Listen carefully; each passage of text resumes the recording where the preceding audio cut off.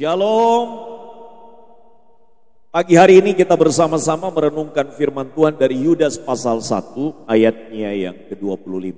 Yudas pasal 1, Yudas itu adalah sebelum Wahyu.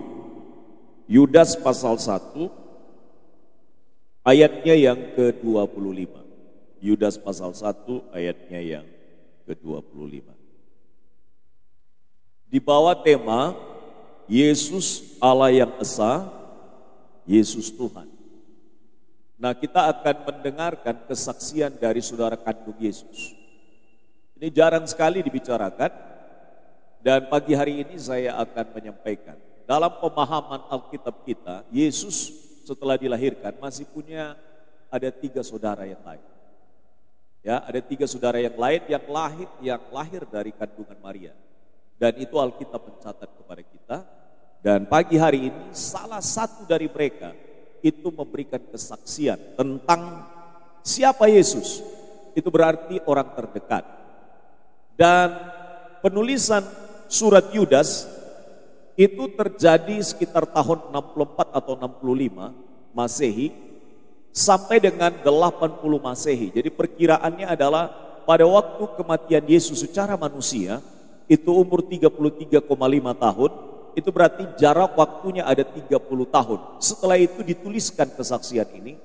Dan hebatnya adalah walaupun ringkas apa yang dituliskan oleh Yudas, saudara dari Yesus sendiri, itu ada pesan yang sangat penting untuk kita lihat. Dan salah satu pemahaman yang kita pelajari di bulan Januari ini adalah bahwa Yesus adalah Tuhan, dan itu juga disaksikan oleh Yudas. Yudas di sini bukan Yudas Iskariot.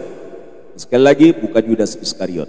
Nah, karena itu mari kita bersama-sama membaca Yudas pasal 1 ayat 25. Demikian firman Tuhan, sama-sama ada di layar. 1, 2, 3. Allah yang Esa, juru selamat kita oleh Yesus Kristus Tuhan kita, bagi Dia adalah kemuliaan, kebesaran, kekuatan dan kuasa sebelum segala abad, dan sekarang dan sampai selama-lamanya. Amin. Dalam terjemahan TB2, terjemahan yang terbaru, dikatakan Allah yang Esa, juru selamat kita melalui Yesus Kristus Tuhan kita. Bagi Dia adalah kemuliaan, kebesaran, kekuatan dan kuasa sebelum segala abad, sekarang dan sampai selama-lamanya. Amin. Ya. Nah, Bapak Ibu sekalian, waktu kita melihat teks-teks aslinya, kita akan menemukan bahwa ada beberapa penjelasan penting yang harus kita pahami. Kita melihat dulu kata tentang Allah yang Esa. Kita percaya bahwa Allah kita adalah Allah yang Esa adanya, dan itu sudah dikemukakan di Perjanjian Lama. Allah yang Esa, Esa artinya satu. Ya.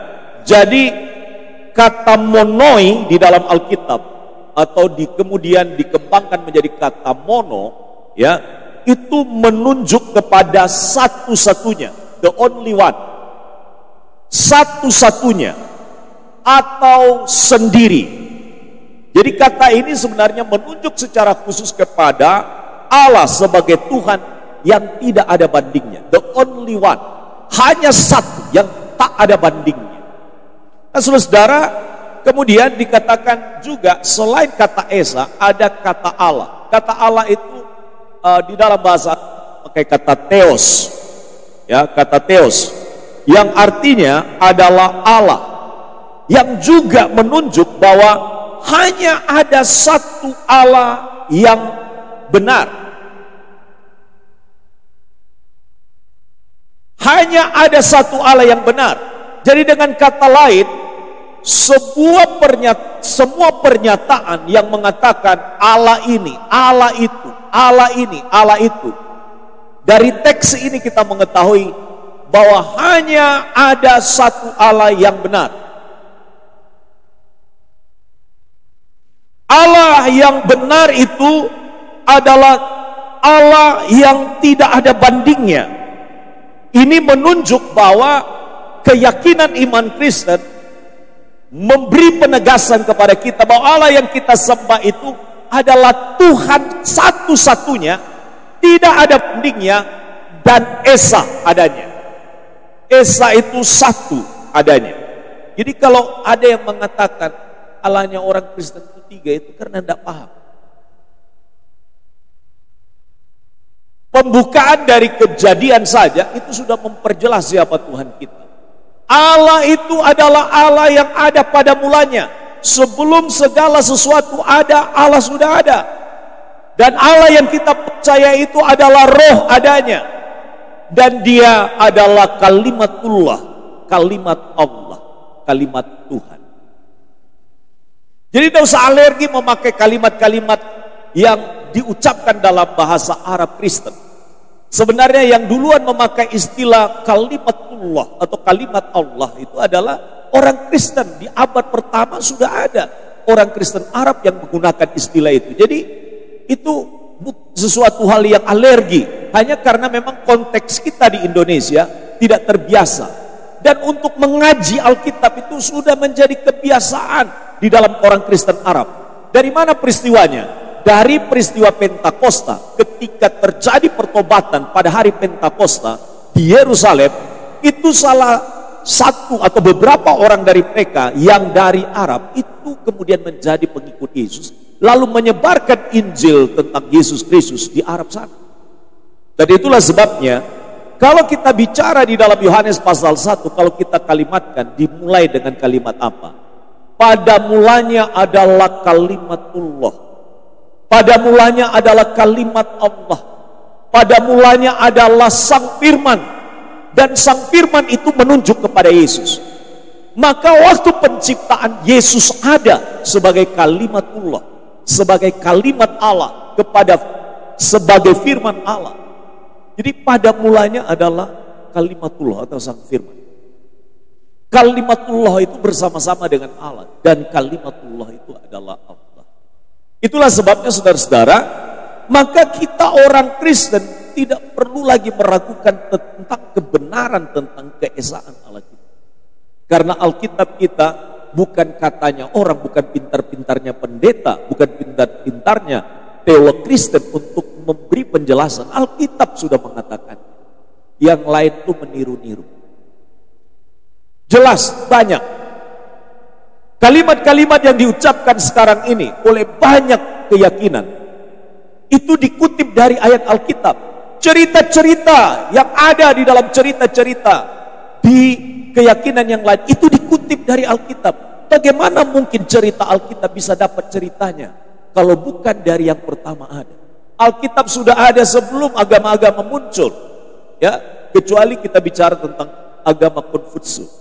Ya, agama Konfutsi memang sudah jauh sebelum kekristenan di abad pertama ada. Tapi kalau kita bicara agama-agama setelah itu, berbicara tentang Allah yang Esa, berbicara tentang kalimatullah, berbicara tentang Allah, itu istilahnya hanya ditemukan di dalam kekristenan. Tidak ditemukan di tempat yang lain. Tidak ditemukan pada yang lain. Karena itu kutip-mengutip itu sama dengan kalau kita bikin skripsi, kalau kita bikin tesis, kalau kita bikin disertasi, itu biasanya sudah ada orang nulis duluan, lalu kita kutip. Atau di dalam ilmu kedokteran, kita belajar, maka kita mengutip keilmuan yang pernah ada sebelumnya, yang orang sudah pernah melakukan praktek pengobatannya, lalu kita cuplik, lalu kita tiru, dan itu adalah keilmuan yang harus diberikan pengakuan bahwa ada orang yang pernah menulis sebelumnya. Jadi Alkitab yang kita tulis, Alkitab yang ada pada kita ini, itu adalah sumber utama. Makanya tulisan di bagian depan daripada buku kita ini adalah Alkitab. Al artinya di atas, kitab adalah kitab. Al artinya apa? Di atas. Dan kitab adalah kitab. Jadi Alkitab kita ini adalah kitab di atas segala kitab. Karena itu Bapak dan Ibu, kita punya program dalam tahun ini adalah membaca Alkitab Perjanjian Baru sampai selesai tahun ini. Minimal. Jadi setiap hari Jumat itu kita ketemu dengan pasal-pasal di Alkitab. Ya, pasal-pasal di Alkitab. Kalau hari ini kita berarti masuk di pasal 18 di Matius. Bapak Ibu yang ketinggalan, bacalah dari awal supaya kita bisa menyelesaikan nanti di akhir tahun. Perjanjian Baru. Nah, karena itu kita kembali kepada Alkitab. Jadi kalau ada orang yang kemudian mengatakan ini Allah yang benar yang mana? Karena Allah itu the only one God. Hanya ada satu Allah, tidak ada Allah yang lain. Dan Alkitab jelas mengatakan di Keluaran pasal 20, tidak ada yang lain selain daripada Allah. La ilaha illallah. Itu istilah di dalam Alkitab itu sudah lama itu. Sudah lama, itu bukan sesuatu hal yang baru dalam Alkitab. Cuma orang Kristen dengarnya adalah kepada yang lain. Alkitab kita sudah mengatakan kalimat-kalimat ini, tidak ada ilah selain Allah, tidak ada Tuhan selain Allah. Itu sudah ada di Keluaran pasal 20. Sudah ada, lama sebelum itu. Jadi karena itu Bapak Ibu, kenapa orang Kristen terlambat kadang-kadang memakai istilah ini? Karena jarang membaca secara dalam Alkitab. Padahal jauh sebelumnya pernyataan tentang Allah itu tidak ada bandingnya. Tidak ada yang dapat disejajarkan dengan dia. Itu sudah ada di dalam Kejadian. Sudah ada dalam Kejadian. Sudah ada di dalam Keluaran. Sudah jelas. Firman yang telah menjadi manusia itu ada sudah di dalam Perjanjian Lama di Kejadian pasal 1 ayat 3. Dan karena itu Bapak dan Ibu, jangan sampai terlambat kita informasinya. Jangan alergi kita, kalimat-kalimat itu sudah dikutip orang. Kalimat-kalimat itu karena jarang dipakai orang Kristen. Jarang dikemukakan di umum, dipakai orang seolah-olah itu kebenaran dari mereka. Perhatikan Bapak Ibu, kebenaran itu dimulai dari mana?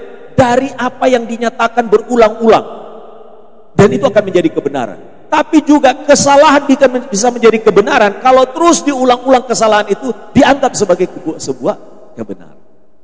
Karena itu Bapak dan Ibu, di dalam penjelasan luar biasa ini Yudas saudara Yesus ini menjelaskan kepada kita. Dikatakan bahwa Yesus itu adalah Allah yang esa. Itu berarti dia tahu persis karena bersama-sama dengan Yesus, karena tinggal dengan Yesus, karena mereka ada di dalam satu rumah. Dan kesaksian daripada Alkitab ini jarang dikhotbahkan tentang Yudas. Jarang sekali dikhotbahkan. Pagi hari ini saya sengaja mengangkatnya karena kita bahas di Januari ini Yesus adalah Tuhan. Kalau orang lain cerita mungkin nggak percaya. Tapi Yudas, saudara Yesus, itu betul-betul menceritakan kepada kita peristiwanya, mencatat kepada kita setelah kalimat, kalau dikembalikan, setelah kalimat yang dikatakan bahwa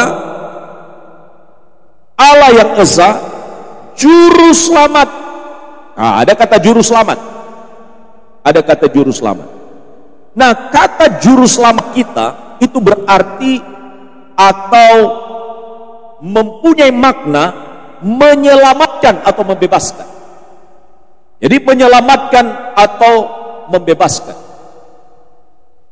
Kata ini, kata soter, ya, kata soter itu berasal dari kata sojo yang artinya memang dia yang satu-satunya yang bisa menyelamatkan. Memang dia satu-satunya yang dapat membebaskan. Maka kita berdoa kepada orang-orang yang terikat kuasa gelap. Kita berdoa di dalam nama Yesus, dibebaskan. Kita tidak berdoa dalam nama Pak Deli, tapi kita berdoa dalam nama Yesus. Ikatan-ikatan kuasa setan yang mengikat orang ini dilepaskan dalam nama Yesus. Itu bisa. Maka coba pakai nama kita, coba pakai nama orang lain. Tidak ada kuasa di bawah daripada kuasa selain ada kuasa Yesus Kristus. Karena itu saudara-saudara, kalau ada tetangga kita yang kerasukan, sudah tidak usah suara-suaranya keras-keras. Karena suara keras itu ya seperti Pak Deli, mungkin saudara pikir setan akan lari karena suara Pak Deli yang keras. Belum tentu. Iman kita itu loh kepada Tuhan. Karena yang bisa melepaskan seseorang itu bukan suara keras, tapi Tuhan sendiri. Karena itu kalau ada tetangga yang mengalami kerasukan, kalau ada yang melayani silakan dulu. Tapi setelah itu saudara, boleh gak saya doakan? Jangan bilang boleh gak saya panggil Pak Pendeta dulu. Jangan begitu. Seolah-olah hanya Pak Pendeta saja yang punya kuasa. Tidak. Tuhan memberikan kuasa kepada kita berdoa di dalam nama Yesus, di dalam nama yang menyelamatkan, di dalam nama yang membebaskan. Karena itu kalau ada orang terikat dengan berbagai macam hal, dia bilang saya tidak bisa berubah, kebiasaan saya tidak bisa, sulit, ini sudah puluhan tahun, ini gaya hidup saya. Dalam nama Yesus bisa dibebaskan. Amin. Bisa. Orang yang terbiasa terikat dengan minum mabuk, dalam nama Yesus kalau dia sungguh-sungguh minta, bisa dilepaskan. Bisa. Pengalaman banyak dari orang-orang yang menggunakan nama Yesus dan kuasa dalam nama Yesus, itu betul-betul tidak hanya makna kata ini. Kata sozo ini bukan hanya bermakna atau berarti satu makna kata tertentu, tapi ini ada kuasa di dalamnya. Ada kuasa di dalam.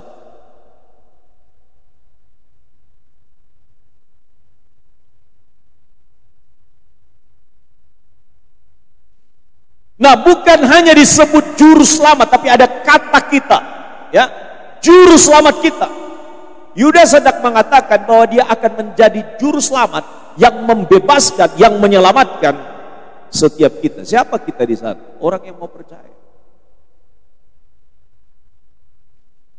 Juru selamat juga adalah gelar di dalam Alkitab.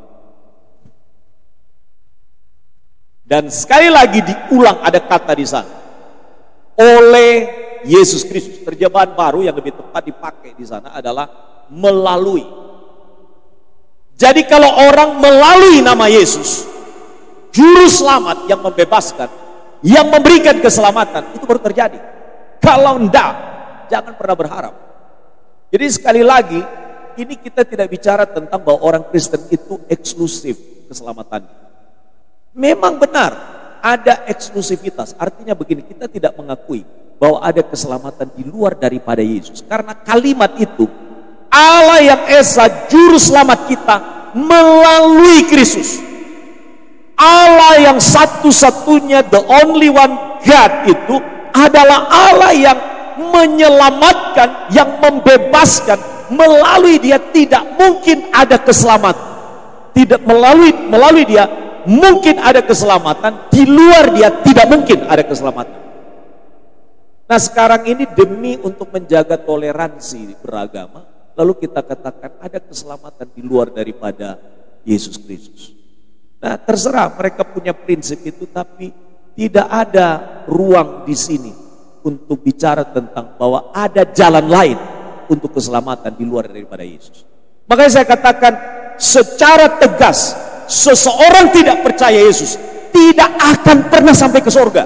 Sekali lagi saya tegaskan, seseorang tidak percaya Yesus tidak akan pernah sampai ke surga. Sekali lagi. Tapi saya mau katakan juga, seseorang yang percaya kepada Yesus tapi tidak setia sampai akhir hayatnya juga tidak akan pernah masuk surga. Karena yang memastikan seseorang masuk surga, iman kepada Yesus dan kesetiaan sampai akhir hidup.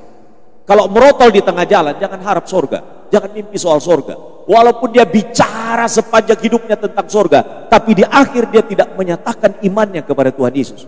Sorry, Tuhan tidak kenal. Karena juru selamat Yesus Kristus, soal keselamatan ini adalah penegasan. Karena itu orang Kristen jangan lembek soal masalah keselamatan ini. Karena kalau lembek masalah keselamatan ini, yang terjadi apa? Anaknya nikah di luar daripada Kristen, dia santai-santai wae. Ini catatan penting. Kalau punya calon yang belum percaya kepada Yesus, ayo bawa ke gereja sampai dia percaya kepada Yesus. Kenapa? Karena ini masalah hidup mati, bukan masalah senang hatiku sama dia, bukan. Bukan masalah bahagia di dunia, bukan. Ini masalahnya menentukan hidup mati untuk kehidupan yang kekal. Karena itu kalau anak bapak ibu punya jodoh belum percaya kepada Yesus, doakan sampai dia kemudian percaya kepada Yesus itu calonnya itu. Kalau enggak, memang Tuhan tidak kehendak, jangan dipaksa.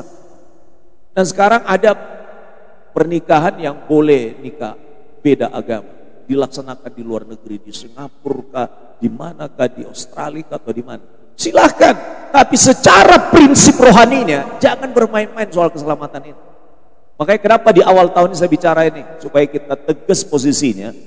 Kekristenan itu bukan masalah sekedar beragama. Kekristenan itu bicara tentang hidup mati kita yang hanya 70 tahun di dalam dunia ini, lalu berakhir dengan apa? Dengan kematian yang kekal atau dengan kehidupan yang kekal. Nah, Bapak dan Ibu sekalian yang dikasihi oleh Tuhan, ada kata Kristus. Kristus artinya yang diurapi. Dalam beberapa penjelasan saya waktu yang lalu, Kristus itu menunjuk kepada apa? Kristus itu menunjuk kepada yang mempunyai otoritas, yang berkuasa atas hidup kita, yang dibawanya kita tunduk kepada perintah dan arahannya. Ya, jadi Bapak dan Ibu, ini adalah sesuatu hal yang luar biasa. Lalu kemudian ada kata doksa, ya, doksa, kemuliaan. Makanya kita sering dengar kata doksologi. Kata doksologi dalam liturgi, ini kan sebentar lagi ada pembekalan ini setelah ini. Saya sudah siapkan pembekalan. Doksologi artinya pemuliaan kepada Tuhan. Kata doksologi itu adalah ilmu untuk kita ini dibawa memuliakan Allah. Nah, karena itu saudara-saudara, kemuliaan, keganggungan itu menggambarkan sifat-sifat terpuji dan terhormat. Ya, dan karena itu kita memuji memuliakan Tuhan itu tidak sembarang. Kalau di dalam masa-masa dulu di kerajaan, nggak sembarang orang yang diundang ke istana itu untuk bernyanyi, untuk sebuah acara-acara penyambutan atau pengagungan kepada raja. Lah kalau orang percaya hadir memuliakan Tuhan dalam ibadah kepada Tuhan, ya dengan hati yang sungguh, maka itu bisa menyebabkan hati daripada Tuhan terhadap kita itu menjadi berbeda. Kenapa? Karena Tuhan itu senang kalau dia dipuji dan dimuliakan oleh umat. Amin. Maka kalau kita bernyanyi, kalau kita menyembah Tuhan, kalau kita memuji Tuhan, itu bagian daripada anugerah pemuliaan kepada Allah. Kalau kita diberi kesempatan untuk puji Tuhan, ya kan? Karena apa? Tuhan tidak kekurangan pujian. Di sorga ada banyak penyanyi. Malaikat di sorga itu loh, banyak yang suaranya lebih bagus dari kita. Tapi Tuhan tuh menginginkan apa? Menginginkan hati kita, hati yang menyembah, hati yang memuji. Itu jauh lebih bernilai. Mengapa malaikat tidak diselamatkan oleh Tuhan, tapi kita yang diselamatkan? Karena kita ini jauh lebih tinggi bernilai daripada malaikat Tuhan. Ini luar biasa sekali. Karena itu waktu kita datang menyembah Tuhan, memuji Tuhan, beribadah kepada Tuhan, itu sebuah kesempatan yang baik. Itu adalah sebuah kehormatan bagi kita diundang oleh Tuhan. Dia di dalam surga itu loh, ada kekurangan pemuliaan. Ya kan? Jadi kalau kita ini dapat bagian untuk memuji Tuhan, dapat bagian untuk memuliakan Dia, ya mau kita kasih yang terbaik kepada Dia. Ya, amin. Itu dia. Bapak dan Ibu sekalian, kebesaran, ya, kebesaran menunjukkan kepada keagungan dan martabat Allah. Biasanya kita kan menghormati orang-orang yang punya martabat yang tinggi. Nah, kiranya kita juga berlaku sama seperti itu. Padanya ada kekuatan, ada kedahsyatan, ada kuasa. Dikatakan di sana, ada kuasa. Kuasa apa? Kuasa untuk mengatur alam semesta ini, langit dan bumi. Jadi ini 4 kata-kata ini: kemuliaan, kebesaran, kekuatan, kuasa, itu ada pada Tuhan. Ya, kemuliaan ada pada Tuhan, kebesaran ada pada Tuhan, kekuatan ada pada Tuhan, kuasa ada pada Tuhan. Dan itu dari dulu, sejak segala sesuatu belum ada, itu ada pada diri Allah. Dan bahkan sekarang dikatakan juga kemuliaan, kebesaran, kekuatan, dan kuasa itu ada pada diri Allah. Bahkan sampai selama-lamanya, bahkan sampai selama-lamanya, kemuliaan, kebesaran, kekuatan, dan kuasa ada pada Tuhan. Lalu kita cari apa di luar daripada Yesus Kristus?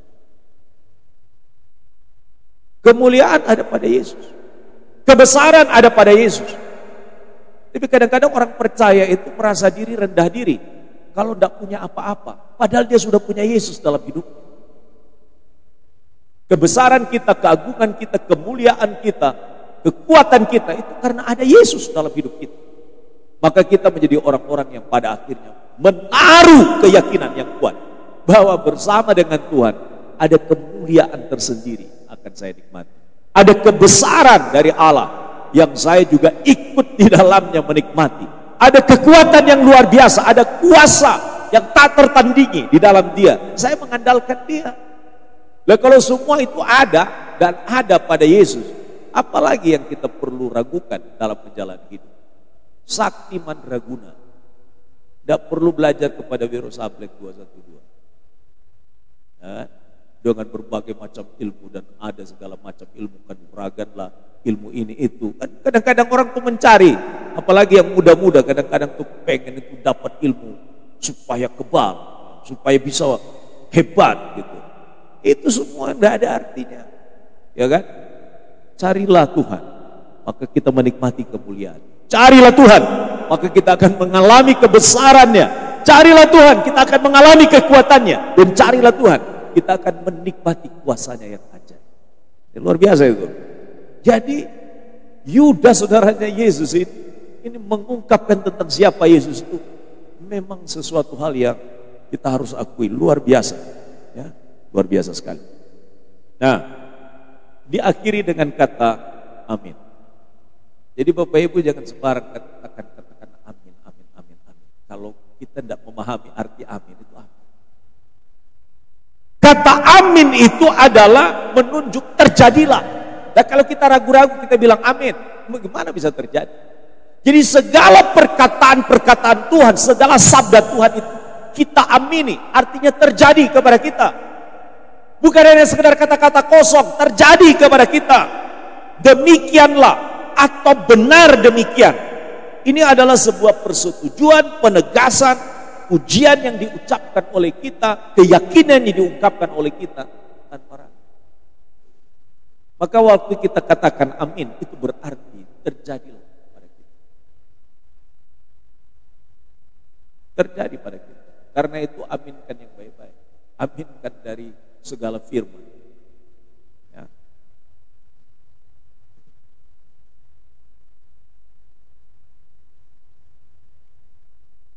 Nah, kita sampai kepada inti khotbah. Ini baru pengantar ya.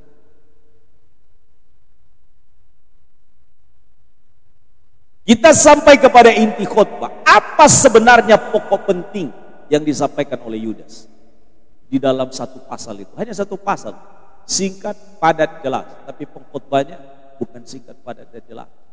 Singkat pembacaannya, luas penjelasannya, dalam pemahaman. Jadi kita dapat berkatnya makeh gitu loh. Ya, pertama, Yudas mengingatkan kita berjuang untuk mempertahankan iman. Itu di pasal 1 ayat 3. Boleh dimunculkan pasal 1 ayat 3. Jadi orang hidup itu bukan hanya percaya, bukan hanya merdeka, tapi dia harus berjuang. Maka iman itu harus disertai dengan perjuangan. Beriman kepada Yesus, ya, itu harus disertai dengan perjuangan. Jadi bukan hanya percaya tok, enggak. Percaya itu harus disertai dengan perjuangan iman. Ini ayat 3. Yuk kita baca sama-sama. 1, 2, 3. Karena ini kesempatan baca Alkitab. 1, 2, 3.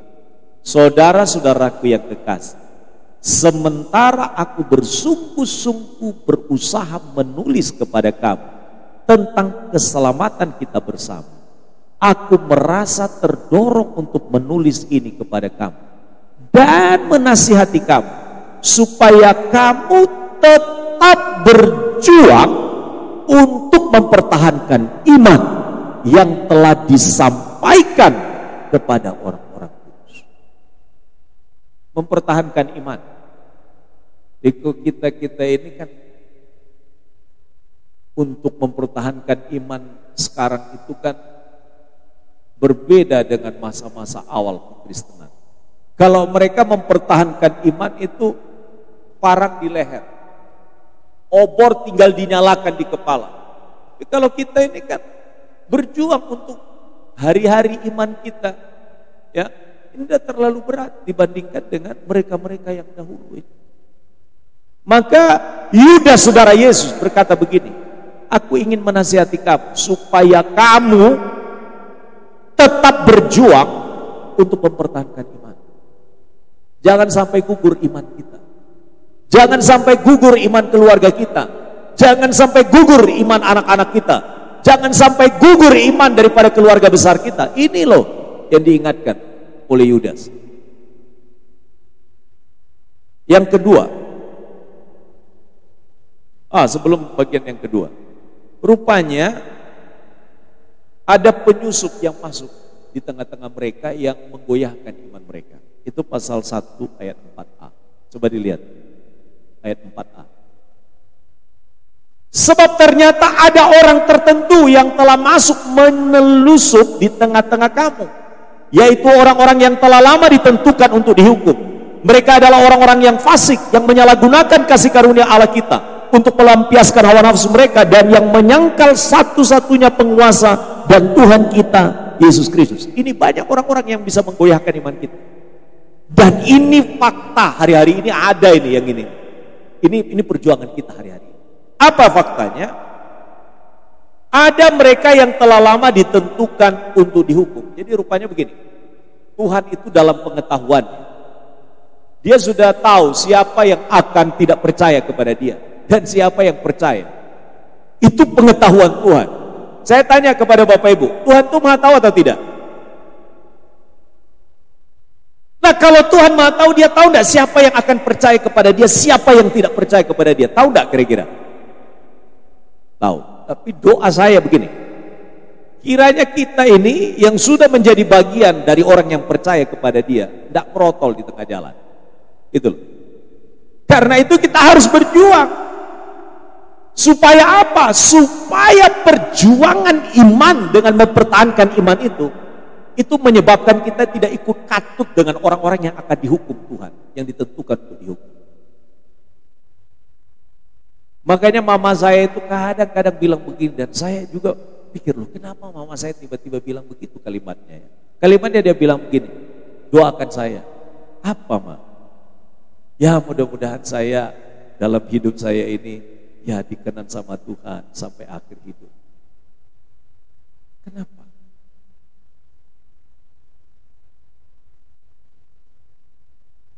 Dia perlu diyakinkan bahwa iman yang dia jalani sekarang adalah iman yang menyelamatkan dia ke surga.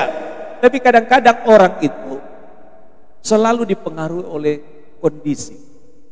Ya, dipengaruhi oleh kondisi. Ada situasi yang kadang-kadang melemahkan, ada situasi yang kadang-kadang membuat dia diragukan. Karena itu kita harus kemudian diingatkan kembali bahwa apa? Bahwa memang ada banyak orang yang dapat menggugurkan iman kita, tapi kita tetap berdiri dengan teguh dalam iman kepada Tuhan. Karena itu Bapak Ibu harus berjuang sampai akhir hidup untuk bertahan dalam iman kepada Tuhan Yesus Kristus. Bagaimana jawaban Bapak Ibu? Nah, jadi takut bilang amin. Amin. Amin. Harus berjuang sampai akhir hidup. Siapa lagi? Ada yang menyalahgunakan anugerah Allah. Jadi kadang-kadang kelakuan kita, perbuatan kita bisa menyebabkan orang lain kehilangan iman.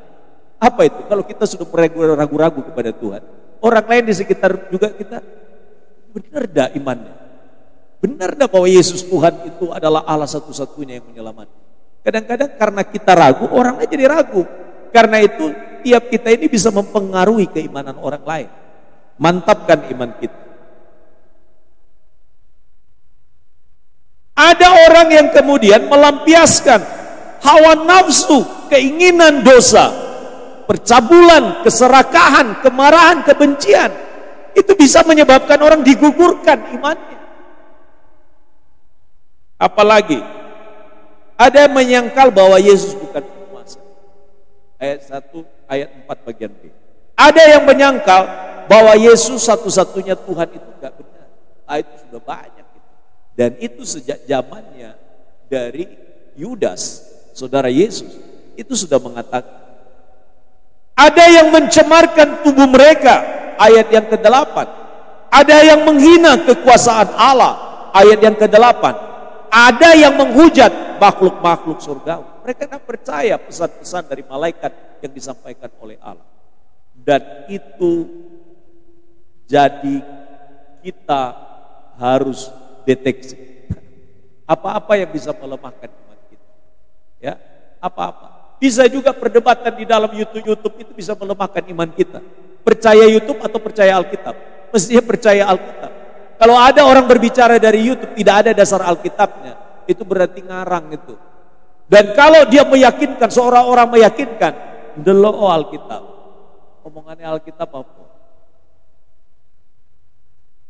Orang sekarang ini lebih tertarik lihat YouTube, TikTok, dan macam-macam media sosial daripada belajar Alkitab. Nah itu, makanya hati-hati kita ini. Saya juga kadang-kadang setelah khotbah dipublish di YouTube, saya kadang-kadang koreksi khotbah saya. Saya koreksi, jangan sampai ada yang salah khotbah saya.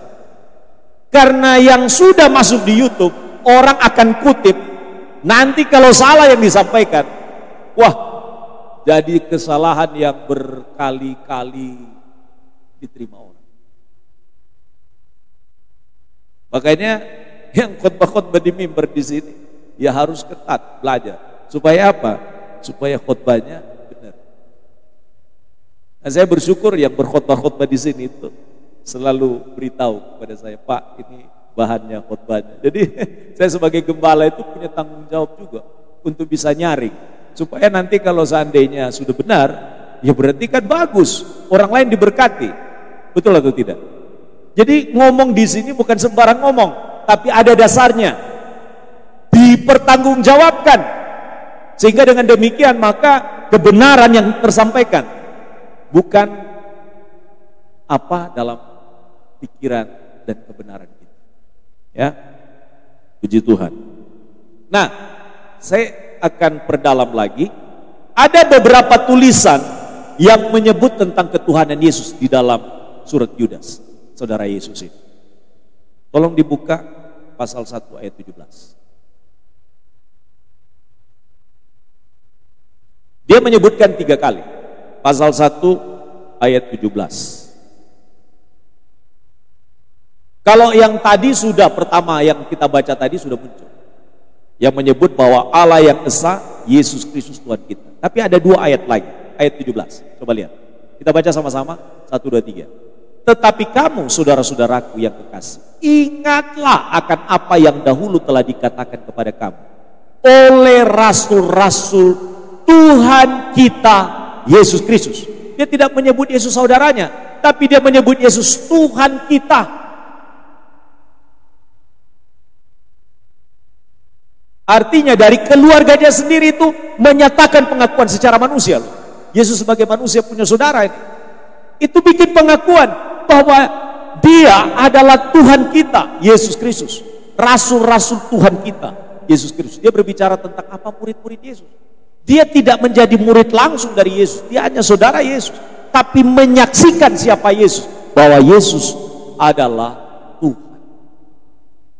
Ayat berikutnya adalah ayat 21. Tolong dibukakan saya ayat 21. Yudas saudara Yesus sekali lagi berkata kalimat ini. 1, 2, 3 kita baca sama-sama. Peliharalah dirimu demikian dalam kasih Allah, sambil menantikan rahmat Tuhan kita Yesus Kristus untuk hidup yang kekal. Sekali lagi diingatkan, pelihara dirimu, pelihara imanmu, ya, sambil menantikan rahmat Tuhan. Sambil menantikan rahmat Tuhan, anugerah Tuhan Yesus Kristus. Sekali lagi ditekankan di sana, rahmat Tuhan kita Yesus Kristus. Sekali lagi ditekankan apa? Tentang Yesus Kristus adalah Tuhan. Yudas saudara Yesus bersaksi, yang hari-hari bersama dengan Yesus, serumah dengan Yesus, 33,5 tahun bersama dengan Yesus, bersaksi. Masa kita tak percaya? Nah, ini kita selesaikan yang pertama. Sudah selesai yang pertama. Itu pesan yang pertama. Jadi Yudas berpesan kepada kita, berjuanglah untuk mempertahankan iman. Jadi pertahankan iman kita sampai akhir hidup kita. Karena yang kita sembah itu, Ia adalah Tuhan. Yang kedua, di ayat 1, di ayat 4 bagian B. Coba lihat, 4 bagian B. Pasal 1 ayat 4 bagian B.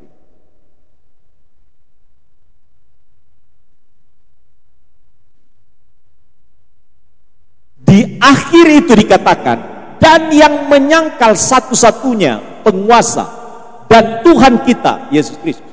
Mereka yang menyusup, yang melemahkan iman, menyangkal Yesus satu-satunya penguasa dan Tuhan kita. Padahal benar bahwa dia satu-satunya penguasa dan Tuhan kita. Dengan kata lain, bagian yang kedua ini, saya mau beri pokok yang kedua. Apa itu? Yesus satu-satunya penguasa. Penguasa di surga dan di bumi. Dan kalau kita percaya kepada dia, dia yang penguasa surga itu yang akan meletakkan kita di surganya. Di luar itu tidak ada yang punya kuasa. Tidak ada yang punya kuasa. Makanya sudah benar jalan kita ini. Kalau ikut Yesus sudah benar. Dan dia satu-satunya Tuhan kita. Ya. Ini kan saya pakai kalimat positif. Yang lain menyangkal Yesus bukan satu-satunya penguasa, tapi kalimat positifnya Yesus satu-satunya penguasa. Yang orang lain negatifnya bilang Yesus itu bukan satu-satunya Tuhan, tapi kalimat positifnya adalah Yesus satu-satunya Tuhan. Ya, itu bagian yang kedua. Beberapa kali tulisan-tulisan menyebut tentang hal itu. Sekali lagi kita sudah mendengarnya. Ya, kita sudah mendengarnya dari Yudas pasal 1. Nah, menarik sekali bagian yang terakhir dari khotbah saya pagi hari ini. Ternyata orang-orang yang menyesatkan itu dibuat analogi, dibuat gambaran, diberikan gambarannya oleh Yudas. Bapak Ibu tenanglah, kalau beriman kepada Yesus sebagai satu-satunya Tuhan, kalau beriman kepada Yesus sebagai satu-satunya penyelamat, kalau beriman kepada Yesus satu-satunya yang membebaskan, tidak usah khawatir. Yang penting setia, beriman sampai akhir. Maka lakukan itu dengan sungguh-sungguh. Tetapi mereka yang menyesatkan, mereka yang seringkali memutar balik kebenaran, mereka yang seringkali membuat orang lain itu dibuat jadi bingung dengan berbagai macam pengajaran yang mengatakan Yesus bukan Tuhan, yang mengajarkan bahwa Yesus bukan satu-satunya juru selamat. Yudas beri gambaran kepada mereka. Gambaran orang-orang itu diungkap dalam 5 gambaran. Dan saya akan singkat. Coba lihat 12b. Sekali lagi Yudas ini hanya satu pasal. Ayat 12b. Dikatakan di sana, orang-orang yang suka memelintir kebenaran, orang-orang yang suka memberi penyangkalan tentang ketuhanan Yesus dan satu-satunya juru selamat, mereka bagaikan awan yang tak berair. Bagaikan awan yang tak berair yang berlalu di tiup angin. Artinya apa? Orang itu tidak bernilai. Artinya kosong di hadapan Tuhan. Sehebat apapun ilmunya, sehebat apapun dia untuk meyakinkan orang dengan bahasanya yang kadang-kadang luar biasa, tapi Alkitab dari Yudas ini berkata begini: orang-orang yang suka menyesatkan orang, mengatakan bahwa Yesus itu bukan Tuhan, bahwa Yesus itu bukan satu-satunya juru selamat, bahwa Yesus itu bukan satu-satunya yang membebaskan. Mereka orang yang ngomong seperti itu seperti awan yang tidak berair, yang akan ditiup angin, kosong dia. Makanya Bapak Ibu jangan percaya omongan-omongan yang mengatakan, oh ada jalan keselamatan di luar Yesus. Jangan percaya. Percaya apa yang dikatakan Alkitab. The only one God, hanya ada satu Allah, satu-satunya yang esa, yang menyelamatkan kita. Yaitu namanya siapa? Yesus. Saya kemarin mungkin khotbah Natal saya yang terakhir kemarin. Saya khotbah di Jalan Semeru 42. Dan ada beberapa di sana yang belum percaya kepada Yesus. Termasuk GM-nya tak percaya. Saya bagikan terbuka. Banyak orang yang hanya percaya Yesus juru selamat itu hanya di dunia saja. Hanya percaya kepada Yesus pada waktu dalam keadaan susah, tapi tidak mempercayakan kehidupannya sampai akhir hayat. Hanya percaya di sini saja. Waktu sakit minta Tuhan Yesus sembuhkan. Maka banyak orang yang dalam pelayanan kita itu kan hanya sembuh jasmani, tapi rohaninya tidak terselamatkan. Sehat dia, dilepaskan dari ikatan kuasa kegelapan, tapi dia tidak mau beriman kepada Yesus. Makanya ada orang yang hanya percaya Yesus juru selamat hanya di dunia, karena dia butuh dijawab pergumulannya. Tapi dia tidak percaya Yesus yang menyelamatkan hidupnya di surga dan di dunia ini. Makanya dikatakan orang yang seringkali nipu orang dengan pengajaran bahwa di luar Yesus ada keselamatan. Ini loh, mereka seperti awan yang tidak berair, yang ditiup angin dan akan kosong dan hilang. Itu gambaran yang dipakai oleh Yudas. Jadi jangan percaya kepada omongan orang, percaya kepada kata-kata firman Tuhan. Percaya kepada kata-kata firman. Yang kedua, analoginya yang dipakai, gambarannya dipakai, ilustrasi yang diumpamakan kepada orang-orang yang sering nipu orang dengan pengajaran yang tidak sesuai dengan Alkitab. Ini dia. Ayat 12 bagian B. Mereka bagaikan pohon-pohon yang dalam musim gugur tidak menghasilkan buah. Jadi orang ini kelihatannya hebat, orang kelihatannya populer, orang kelihatannya luar biasa, orang kelihatannya banyak ngikut. Padahal dia tidak menghasilkan buah. Dalam apa? Dalam pengamatan, dalam penilaian Tuhan. Orang-orang ini semua yang menyesatkan bahwa Yesus bukan Tuhan, bahwa Yesus bukan satu-satunya juru selamat. Itu orang-orang seperti dikatakan seperti pohon yang tidak berbuah. Nah, kalau kita percaya Yesus Tuhan, Dia juru selamat, Dia yang membebaskan, Dia satu-satunya, tidak ada yang lain, maka kita menjadi pohon-pohon yang berbuah. Dari mana orang lihat buah kita? Dari hidupnya. Kalau buah pohon yang baik tidak mungkin menghasilkan buah yang tidak baik. Iya kan? Kalau Bapak Ibu tanam kedondong enak, maka kalau bibitnya bagus, buahnya bagus.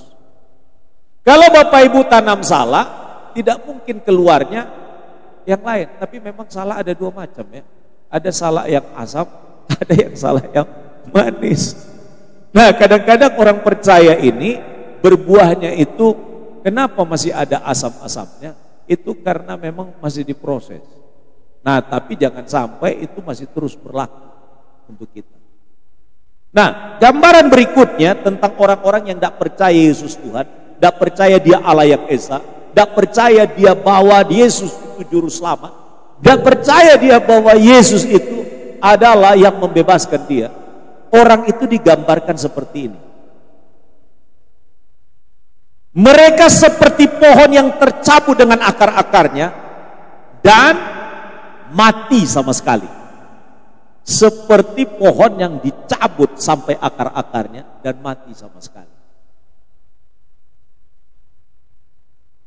Bapak dan Ibu, saya itu yang di taman depan itu kan tanam-tanam, termasuk punya tetangga. Sampai pojokan itu saya tanam, saya siram. Dulu kosong-kosong itu, pot-pot itu kosong, saya tanam.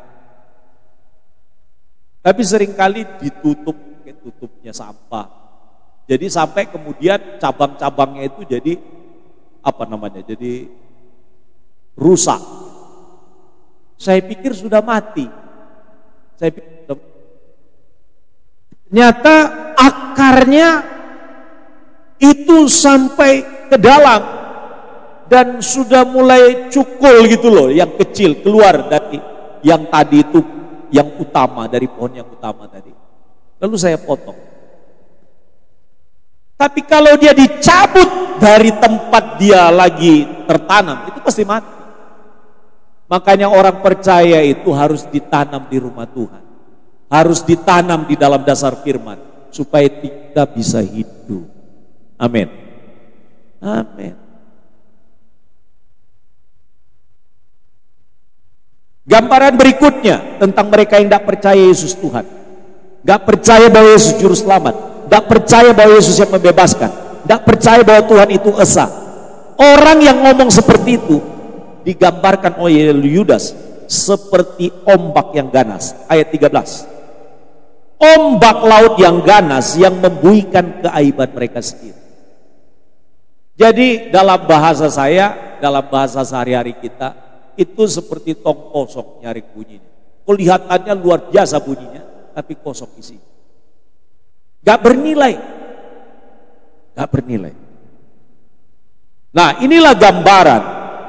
Bahkan dikatakan di dalam ayat 13, mereka bagaikan bintang-bintang yang baginya telah tersedia tempat di dunia kekelaman untuk selama-lamanya.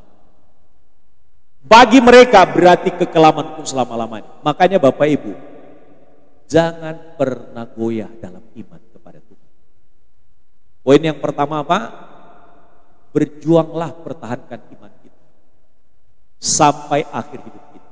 Dan yang kedua, percayalah bahwa hanya Yesus satu-satunya Tuhan yang esa. Dia adalah sang firman, kalimatullah, kalimat dari Allah yang telah menyatakan diri di dalam Yesus. Dan kalau kita percaya kepada dia, dialah satu-satunya yang menjadi penyelamat kita.